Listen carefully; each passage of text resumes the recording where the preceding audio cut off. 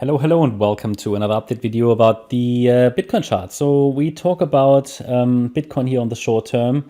Just a quick middle of the day update. Bitcoin pushed a little higher today. It hasn't taken out any resistance yet, but Bitcoin is trying to break above this descending trend line, okay?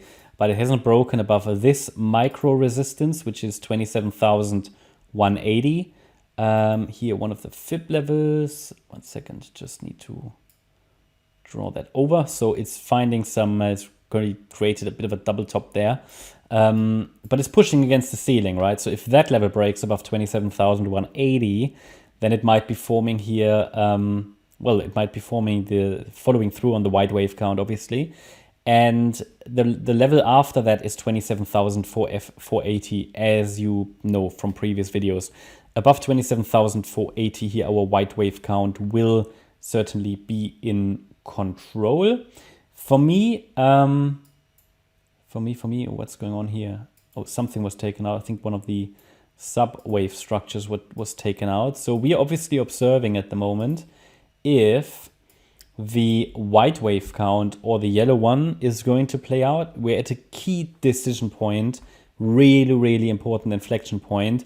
Lot of uncertainty currently in the market. You see that in the S&P 500. You see that when you just look at the DXY chart as well. Unusual extensions there. Funny enough, Bitcoin seems to have decoupled from the DXY, or, well, they are correlating positively. Normally, very often they are correlating negatively. So at least in the last few days, they've started to correlate positively, which is quite interesting. But yeah, there's a lot of uncertainty in the markets, and also Bitcoin here, it hasn't made a new high. The comments from previous videos are pretty much still valid. The downside is not off the table. So in this scenario here, where the price came down in an A wave, made a B wave, and we're now coming down in a C wave, this is still a valid scenario, however, has become less likely over recent days with the Bitcoin price pushing against resistances here. In this C wave, we have a 1-2 setup, and the third wave could be in the making right now. Maybe it's resetting this wave too, but then we go a little too high. So, but this yellow wave kind of still very much valid. However, I would not be surprised if this one gets invalidated. That would not rule out our downside potential, however, okay? Because it could be that it's just resetting the B wave a little higher, as I've shown here with the B wave and the question mark. So what is of course possible is that this is a flat pattern which is unfolding. A wave, B wave, and the C wave is basically the wide wave count, which is following through here. And then we've got this B wave in an A, B, C flat, expanded flat, and we come down after that. It's just delaying the sell-off. So, however, if we see 5 waves up in the wide wave count, then as soon as we have the 5 waves, which should go to maybe just below 30K, then we can work with it from a bullish point of view, and I will add a support area to the chart. We talked about that. A, B, C should be the pullback. So obviously we won't know if this is going to be bearish or if it will be bullish, but it is certainly 5 waves up is certainly the first condition we need for a more bullish setup.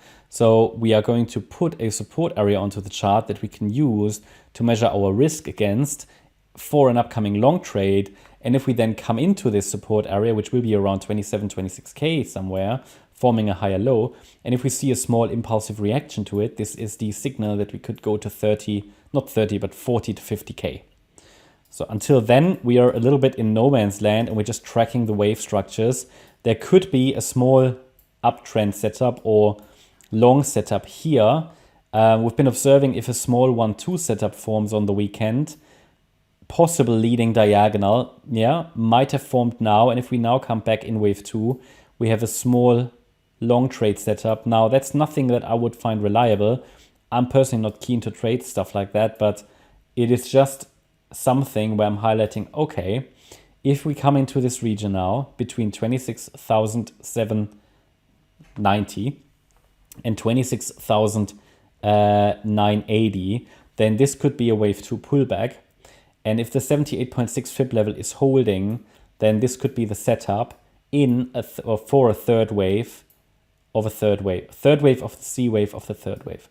So this is a point where you could it's reasonable, I think. I'm not telling you to do it, but it's a reasonable setup to go long with maybe a stop below this low. If you don't want to get stopped out too early, then you might want to set it even here. Okay, so that depends on your own plan really, but there are different ways or levels where you could set your stop loss. I can't rule out that this B wave is resetting, so you might not want to have it too tight. Okay, so, but yeah, that's just what I see, right? That's just what I see, and where I think in this micro count, the price has a chance to turn around. Now, bear in mind my comments about the 27,480 level. As long as we stay below that level, the yellow wave count to the downside is preferred. But that doesn't mean that, for example, if the reward and risk parameters are in a favorable ratio, that I wouldn't consider a long trade, even if I prefer, for example, the bearish wave count. So that's the difference between analysis and trading. So the trader is looking after reward and risk, whereas as an analyst, I focus on the primary wave count mainly, consider the alternative as well. But as a trader, I don't really care what's primary and alternative. I basically trade where reward is high and risk is low. So that's what the traders and analysts, they ask different questions. When their views align, that's pretty good. When their views don't align, then it just means be a bit careful, okay? And that's the situation at the moment where we just need to be a bit careful, where we're currently in a situation where the white wave count might take over, whereas the yellow wave count still sort of is in control, but it's just about losing control, okay? So that those are the most difficult times in the market. And yeah, the analysis has to reflect that. I don't think there's a better way of let's say, communicating or displaying that just by highlighting these two wave counts and showing the inflection point and the key breakout points here. Yeah, that's my update about Bitcoin. I hope you liked the update. If you did, please hit the like button, leave a comment and subscribe. And if you really like the content, please check out the channel membership. Also, make sure you follow us on Instagram and Twitter. You can find the links in the description. There's additional content there every single day about mindset, trading, TA, and so on, some signals as well. And yeah, if you're interested in the membership, today at 5 p.m. UTC, so in the very near future, we are running our member live stream. Today, talking about the DXY and Bitcoin and how we can maybe align them and get some more clues about where Bitcoin might be heading. That's not stuff that I will put into the videos. That's for members only. So if you're interested, check it out. You can always watch the recordings later. Also, as a member, you get access to Discord and Telegram, and also short-term market updates for gold members. Thanks a lot for watching. Bye-bye.